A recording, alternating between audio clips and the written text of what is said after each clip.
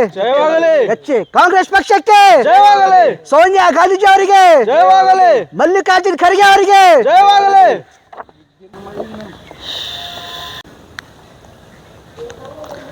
ಕಾಂಗ್ರೆಸ್ ಪಕ್ಷಕ್ಕೆ ಇನ್ನೊಂದ್ಸಲ ನಡೀತಣ ಸಾಕು.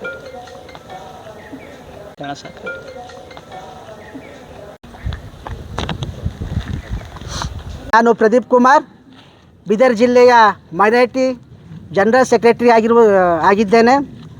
ಇಂದು ನಾವೆಲ್ಲ ಯುವ ಜನರು ಬಂದು ಸೇರಿರುವ ಕಾರಣ ಏನಂದರೆ, ಒಂದು ಕಾಂಗ್ರೆಸ್ ಸರ್ಕಾರವು ಹೊಸ ಒಂದು ಕ್ಯಾಬಿನೆಟ್ ರಚನೆಯನ್ನು ಮಾಡ್ತಾ ಇದೆ. ಒಂದು DK ಶಿವಕುಮಾರ್ ನೇತೃತ್ವದಲ್ಲಿ.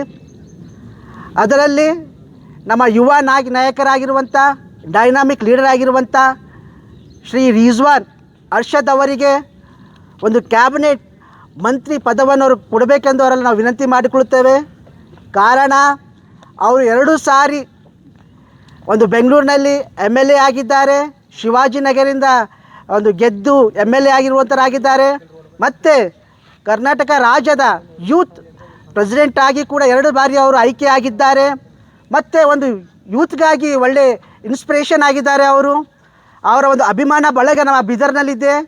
ನಮ್ಮ ಎಲ್ಲ ಒಂದು ಬೀದರ್ ಯೂತ್ ಪರವಾಗಿ ನಮ್ಮ AICC ಪ್ರೆಸಿಡೆಂಟ್ ಆಗಿರುವಂಥ ಮಲ್ಲಿಕಾರ್ಜುನ್ ಖರ್ಗೆ ಅವರಲ್ಲಿಯೂ, ಮತ್ತು ಸೋನಿಯಾ ಗಾಂಧೀಜಿ ಅವರಲ್ಲಿಯೂ, ಮತ್ತು ರಾಹುಲ್ ಗಾಂಧೀಜಿ ಅವರಲ್ಲಿಯೂ, ಮತ್ತು ನಮ್ಮ CM ಆಗಿರುವಂಥ DK ಶಿವಕುಮಾರ್ ಜಿ ಅವರಲ್ಲಿಯೂ ವಿನಂತಿ ಏನೆಂದರೆ, ಮುಂದೆ ಆಗುವಂಥ ಕ್ಯಾಬಿನೆಟ್ ಒಂದು ಮೀಟಿಂಗ್ನಲ್ಲಿ ನಮ್ಮ ರಿಜ್ವಾನ್ ಅರ್ಷದ್ ಅವರಿಗೆ ಒಂದು ಮಂತ್ರಿ ಪದವನ್ನು ಅವರು ಕೊಡಬೇಕೆಂದು ಎಲ್ಲ ಯೌವನಸ್ಥರಿಂದ ಎಲ್ಲ ಯೂತಿಂದ ನಾವು ಮನವಿ ಮಾಡಿಕೊಳ್ಳುತ್ತೇವೆ. ನಮಸ್ಕಾರಗಳು.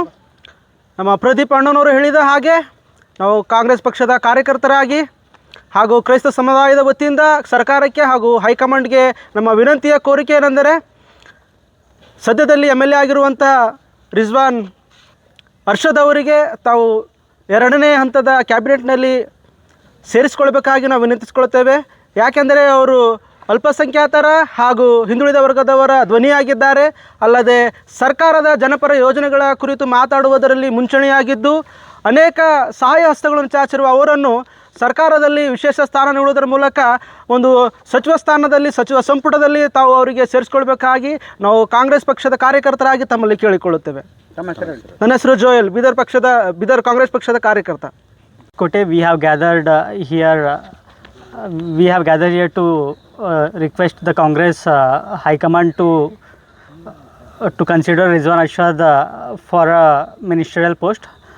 He has been working with the party since more than 20 years, and he has been MLA twice for Karnataka state in Bangalore, and he has been a committed, dedicated leader in Karnataka, where he has supported the youth and the minorities of Karnataka.